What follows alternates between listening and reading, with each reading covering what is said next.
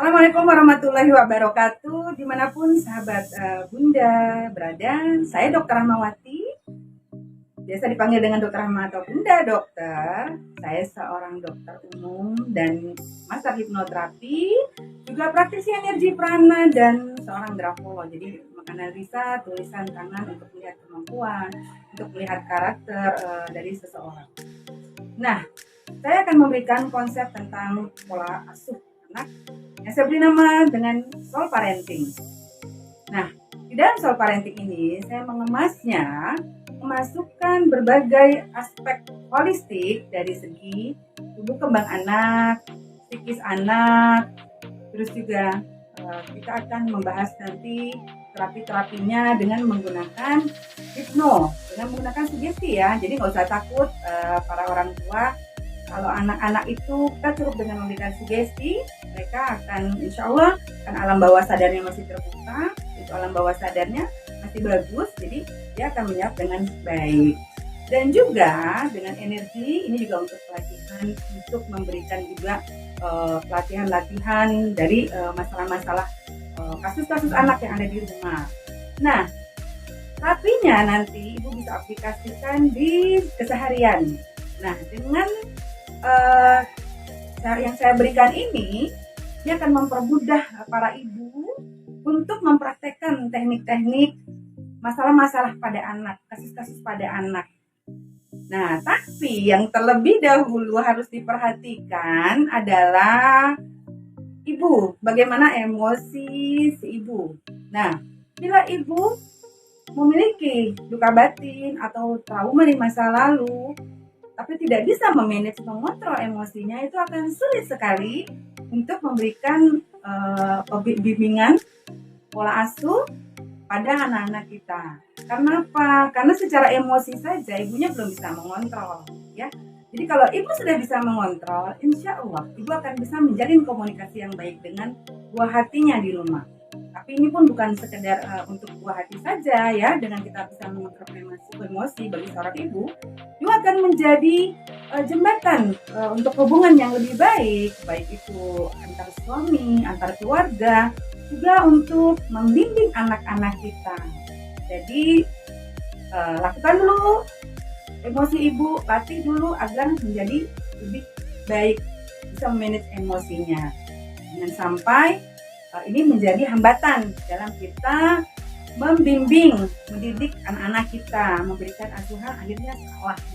Bila seorang ibu tidak bisa atau belum bisa mengontrol emosinya, memanage emosinya, yang ada emosi negatif akan berdampak buruk pada keluarga, terutama pelampiasannya pada anak-anak yang ada di rumah. Misal karena ibunya kesal, tidak bisa memanage kekesalan atau amarahnya, dia lampiaskan ke anaknya, akhirnya dia suka marah tanpa alasan. Ini akan berdampak buruk pada anak. Karena anak akan berpikir, menganalisa, kenapa ibu saya seperti ini? Nah, jangan sampai yang dialami trauma-trauma si ibu pernah mengalami suatu hal yang buruk, tapi tidak terselesaikan di saat sekarang, lalu berdampak berkelanjutan pada anak kita. Karena pola asuh yang salah, karena kita sebagai ibu belum bisa mengontrol, belum bisa memanage emosi itu. Ini luar biasa ya. Kenapa saya bahas ibunya dulu menerapi dirinya, ibunya dulu kontrol dirinya. Nah, ketika ibu sudah bisa memanage emosinya dengan baik, apa yang terjadi? Yang terjadi, ibu akan lebih nyaman, lebih bisa dekat dengan anak-anaknya dan komunikasi yang baik, yang bagus. Juga ibu terasa sekali dengan ibu yang sudah bisa mengontrol emosinya, tenang ketika memberikan nasihat, ketika berkomunikasi dengan anak, ketika menyentuh anak, yang anak rasakan itu berbeda sekali. Akan merasakan banget perbedaan bila si ibu yang gampang marah dengan ibu yang tenang, itu anak berasa sekali. Jadi hati-hati dengan emosi. Emosi itu adalah energi yang dirasakan oleh orang yang ada di sekitar kita, termasuk yang paling dekat adalah anak-anak kita. Jadi kalau ibu tidak bisa mengontrol emosi, akan mudah marah, Bu. Ibunya bahagia, anak bisa 3 kali lipat merasakan bahagia, dan ibunya marah, anak bisa 3 kali lipat untuk menjadi kecenderungan untuk menjadi anak yang pemarah, tantrum, gampang kesal, gampang ngamuk. Jadi coba direview kembali. Kalau misalnya ibu punya masalah dengan buah hati, ada masalah di buah hatinya, coba tolong diperbaiki semuanya. Kita perbaiki dulu karena ibu akan menjadi healer, akan menjadi penyembuh untuk anak-anaknya. Ibu adalah sekolah yang real bagi anak-anaknya. Disinilah peran ibu yang dahsyat luar biasa, yang akan melahirkan generasi yang bagus, generasi yang baik, generasi yang bertauhid dan berakhlak, berkarakter positif. Kenapa saya membahas emosi? Semua akan berhubungan dengan gelombang otak. Karena semua ada trik, ada tips yang baik sekali yang bisa diikuti oleh para bunda yang ada di rumah untuk menyelesaikan permasalahan-permasalahan anak. Apalagi dengan kondisi-kondisi yang sekarang yang kita tahu ya, pandemi, terus juga ya sering sekali terjadi virus ya, banyak wabah virus, pandemi virus ya kan. Nah, ini yang kondisi yang sudah berbeda di zaman sekarang, belajar saja sudah online. Begitu banyak orang tua yang stres, terkaget-kaget karena sebagian waktu belajar online itu otomatis orang tua, ibu terutama ya, akan mendampingi anaknya, dan disitulah emosinya terlihat yang labil, yang tidak bisa memanage, yang terkaget-kaget melihat anaknya karena tanggung jawab sebagian untuk belajar ada di rumah. Nah, ini adalah solusinya.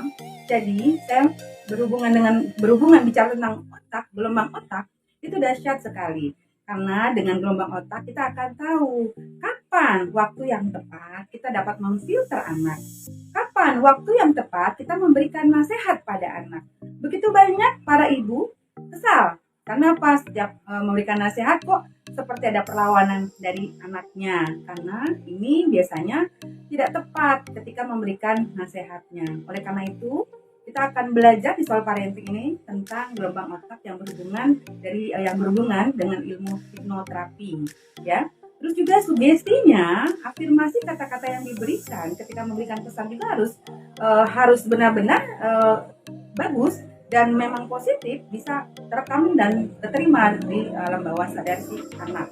Karena saya juga seorang akupunkturis, saya memiliki terapi khusus dengan persoalan masalah anak. Jadi si ibu bisa menterapi anak, ibu bisa menjadi penyembuh si anak dalam beberapa kasus. Misal anak mengompol, misal anak tantrum, mudah marah, atau dia tidak percaya diri, ibu jadi bisa menyelesaikan ini gitu loh, tanpa ibu datang ke ke terapis atau ke psikolog, ya kan. Karena kalau kasus-kasus ringan, saya berharap semoga semua para ibu bisa menyelesaikannya. Tapi itu tadi, coba ibu review, ibu lihat emosi ibu gitu kan, itu harus diselesaikan dulu. Insya Allah semua ada jalan keluar. Intinya bahwa seorang ibu harus banyak belajar, harus banyak membuka wawasan agar kita bisa membantu menemani tumbuh kembangan anak kita sampai dewasa. Baik, cukup sampai di sini dulu. Nanti kita akan bahas tentang soal parenting dengan tema yang berbeda-beda. Terima kasih. Assalamualaikum warahmatullahi wabarakatuh.